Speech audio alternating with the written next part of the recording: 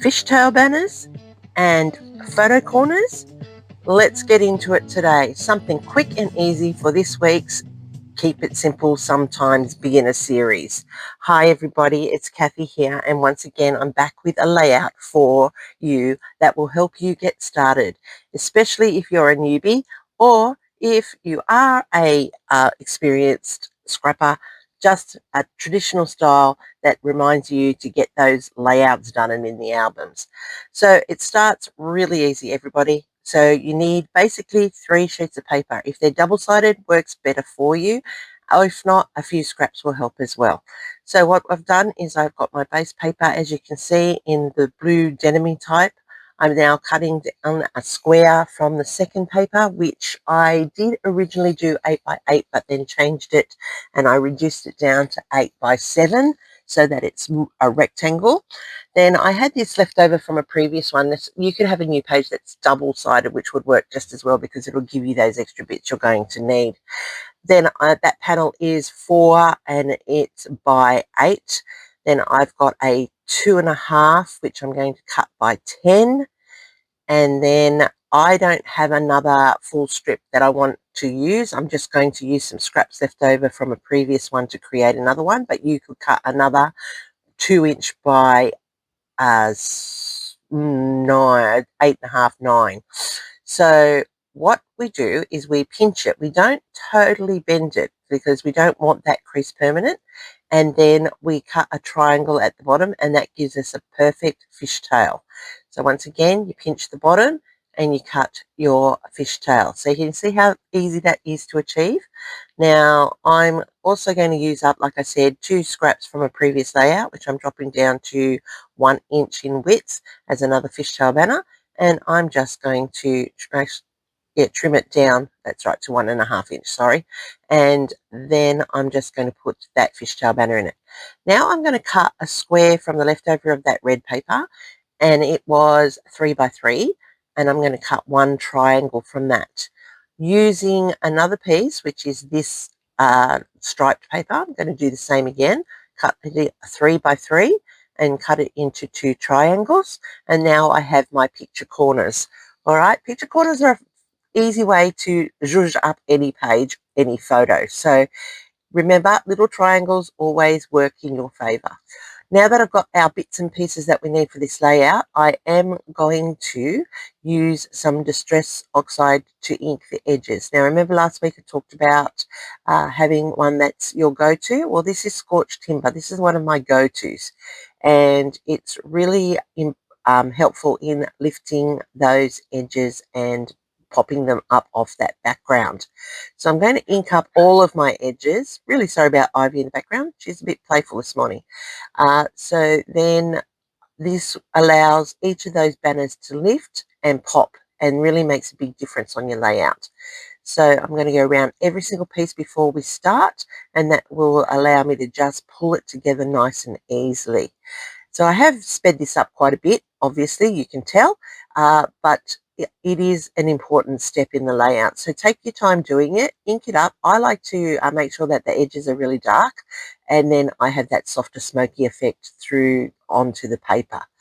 Now that that is done, I can mat my photo, and at the moment I'm just pulling in scraps of cardstock that I have to the side, and I'm going to choose the best colour. In the end, I decide to go with white because there is the white in that yellow and white stripe, and that's allowing that photo to pop up off that layout.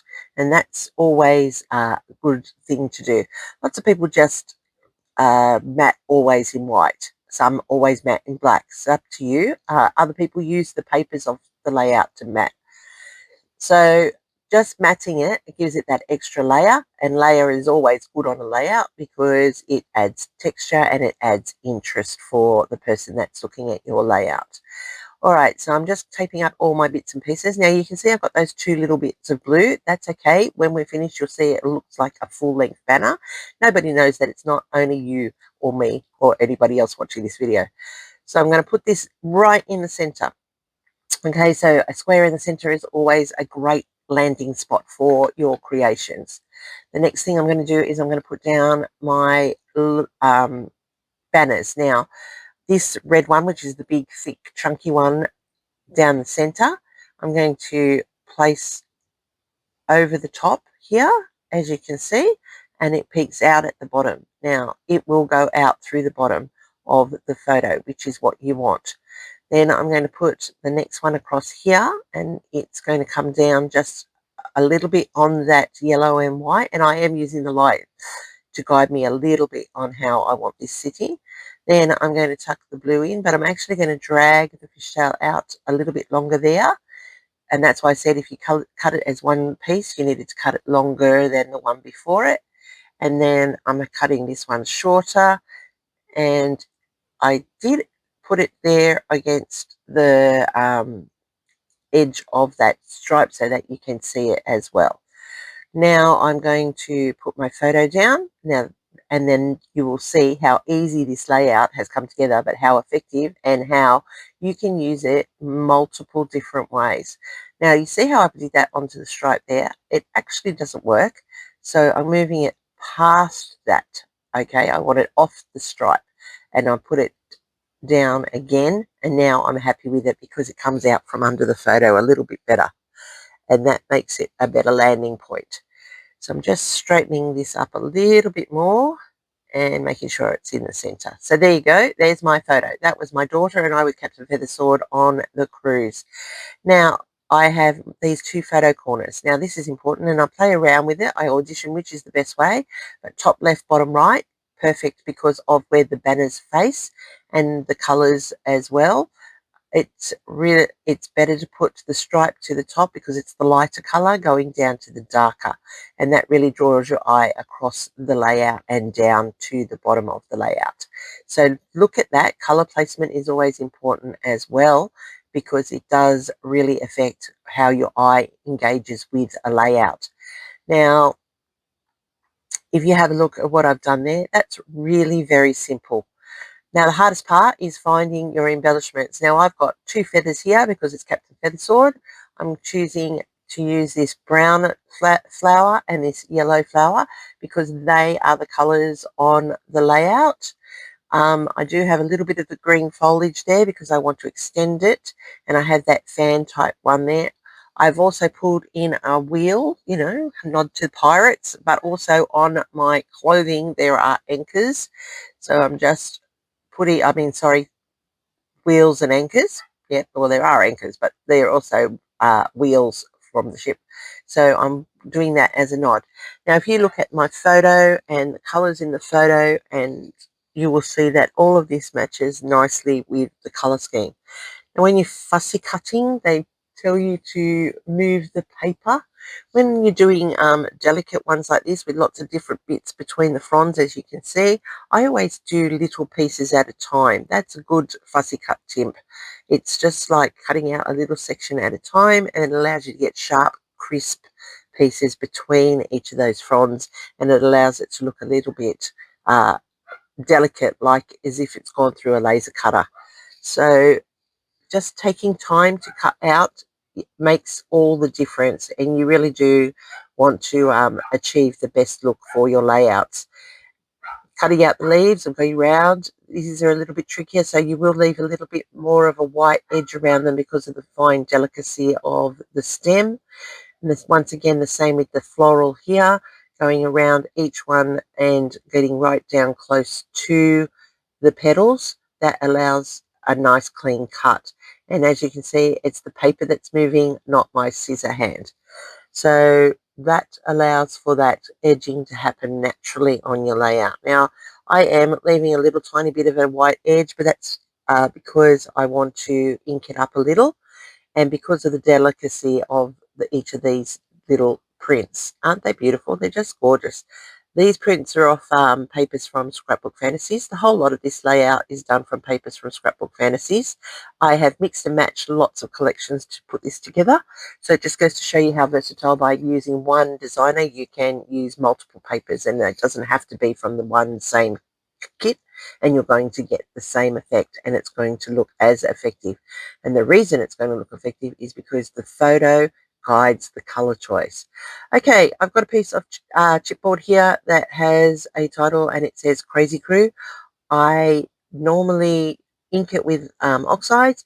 Today I am using a paint, which is very unusual for me, but I do love this paint. It's weathered paint from Tim Holtz, and it's distress paint. So it's not, yes, it's an acrylic paint, but it's different to an acrylic paint, if that makes sense. It's more powdery, I find, and I actually like how it turns out on the chipboard. It's distress paint. It's not a solid acrylic that looks, can look like oil painting, but I have now completed it, and that's the perfect color that blends in beautifully with this layout. So now that I've got that done, we're going to work on our embellishments, and we are going to uh, ink around the edges of each of these, and that's going to make them pop individually as well as collectively on the layout. Now, we're keeping it very, very simple with one cluster today. Odds are always good. Ones, threes, fives, and sevens matches up with Fibonacci's number in nature, and it's what I try to do when I'm doing my clustering on my pages as well. Very rarely will I stick to just the two. I'll have two main ones, and then I might have a tiny one to clean off the third, but I'll always try to have odds on my page, unless it's a diagonal, of course. If it's a diagonal, then it's only ever going to be two clusters. So I'm putting in my title first because I want that to sit on the layout. I will glue that down. I am using Nuvo Deluxe glue. Any archival safe glue is good. This one's, it's all the rage at the moment. Everybody's pushing this one. It's great. I like it. It's all right. My best one, however, is the Alita's tacky glue. I like that better. But I haven't got any at the moment, so I need to get some. All right, I'm now going to glue down all my pieces for this cluster. I'm going to start with my anchor, wheel, sorry. I keep calling it an anchor. Put down my wheel. That's my pirate wheel. Nod to the pirate. Having a look at this photo closely now with the papers, you can see that the colours in the photo are being reflected quite easily throughout every element on this page. I've picked up the blues, I've picked up the reds, I've picked up the oranges. You can see how that's in the white through the stripe and also through the backing of the photo, and the yellows from Captain Feathersword's jacket. That orangey goldy yellow is through the stripe in the white paper, and the deeper reds here for his jacket and the carpet in the photo.